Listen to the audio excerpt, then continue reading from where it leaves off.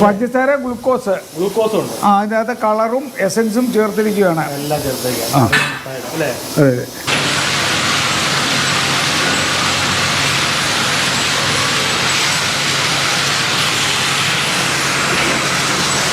ഇത് കഴിക്കുന്നവരെ അപ്പം ചില പഴയ ഓർമ്മകൾ അവർക്ക് വരും. അതെ. അവർ സ്കൂളിൽ പോയ കാലത്ത് ഇത് കഴിച്ചതും കൈമാറിയതും ഒക്കെ ഉണ്ടല്ലോ. തെങ്കാശി പട്ടണത്തിൻ്റെ അകത്ത് നാരങ്ങ. അതെ. അതിൻ്റെ അകത്ത് പാലും നെയ്യും എല്ലാം കൂടാണ് ഉള്ളത്. അതെ.